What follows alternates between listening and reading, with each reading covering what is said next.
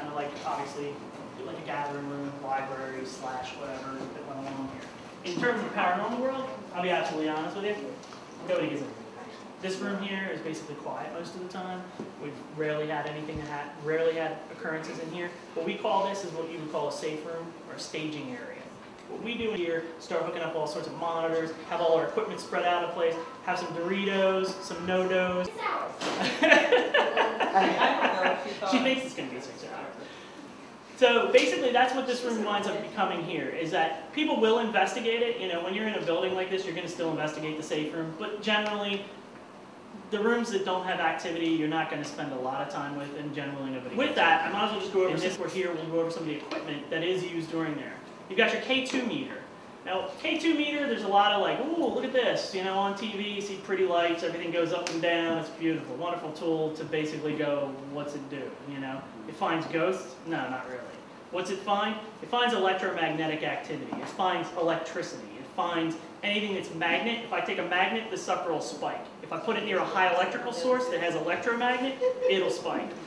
With that in mind, when you're using this tool, you basically have to more or less do what a lot of times what a lot of groups will call base readings. Base reading means I just take this piece of equipment and I go throughout this room, up and down, all over this room to see if there's anywhere where this is going to spike ahead of time.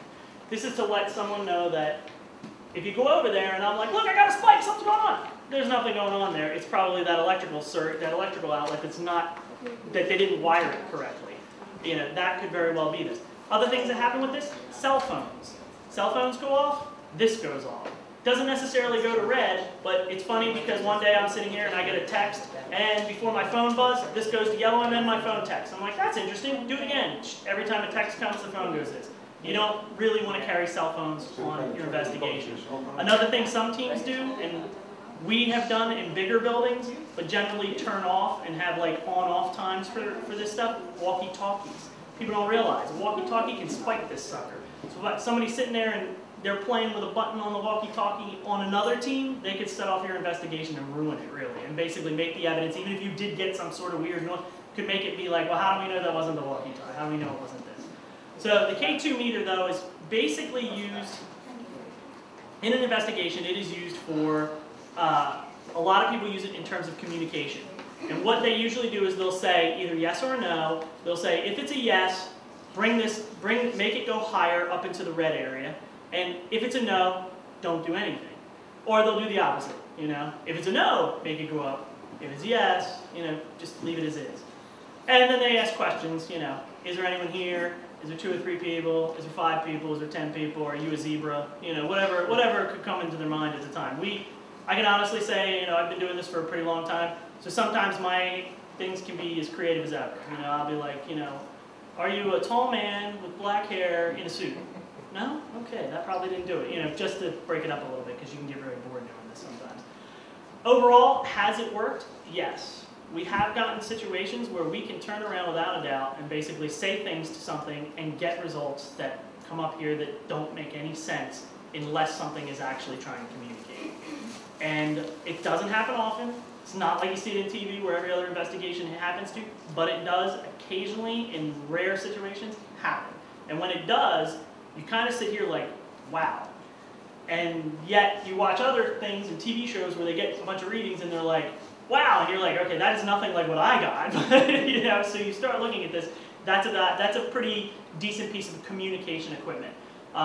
Really what it is they believe that spirits have energy, and that energy is electromagnetic just like this, and when they come closer or come away from it, that they can actually make this move or make it go up or down. Other things teams have done is have flashlights.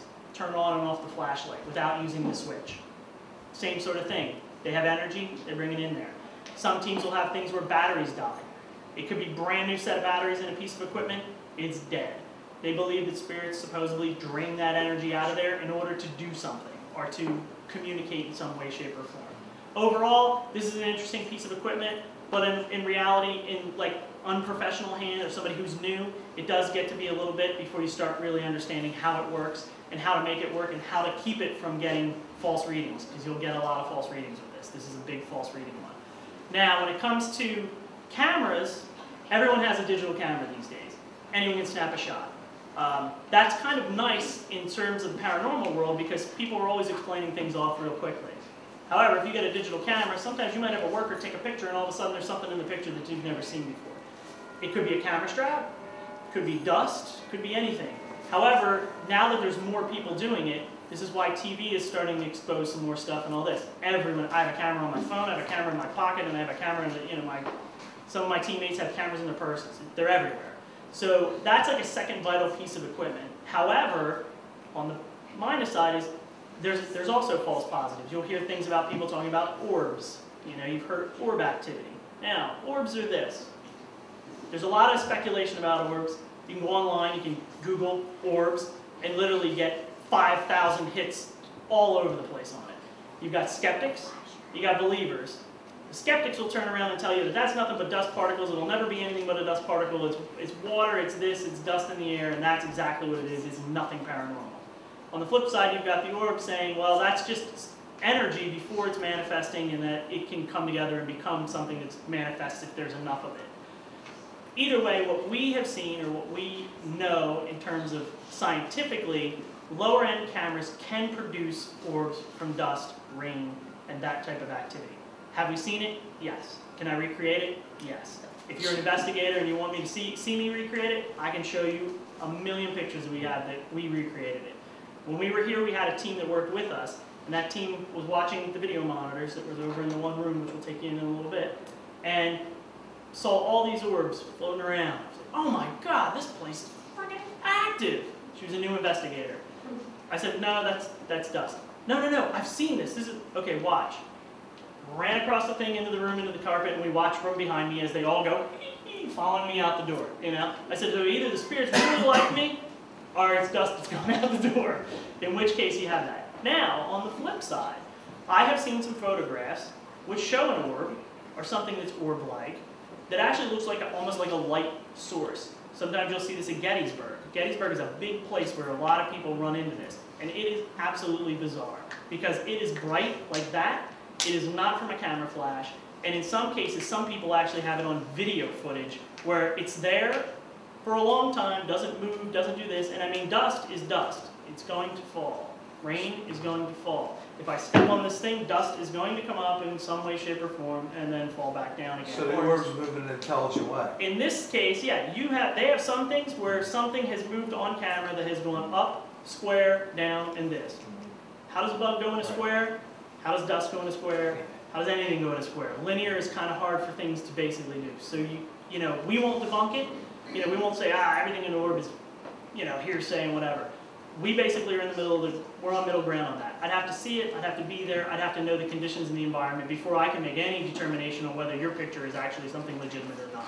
And I don't want you to feel discouraged, that's just the way it is, This business is filled with a lot of people that do a lot of things and everyone comes up with all sorts of evidence and it really does come down to a trust factor as well. You don't know, Some people actually fake stuff so they can get on TV, so you have that happen. The biggest, most important, in all honesty, piece of equipment that any one of us has ever captured and gets I'd say probably 90% of the evidence you're ever going to get is just this little piece of equipment. It's like $30. And that is the digital video recorder. All this does is just record whatever's going on in the room while you're there. Most of the time, they get these things called EVPs. With an EVP, it's, God, I'm going to lose it. I've done so many of these now that I'm going to start Electronic voice? Electronic voice phenomenon, thank you. And with that,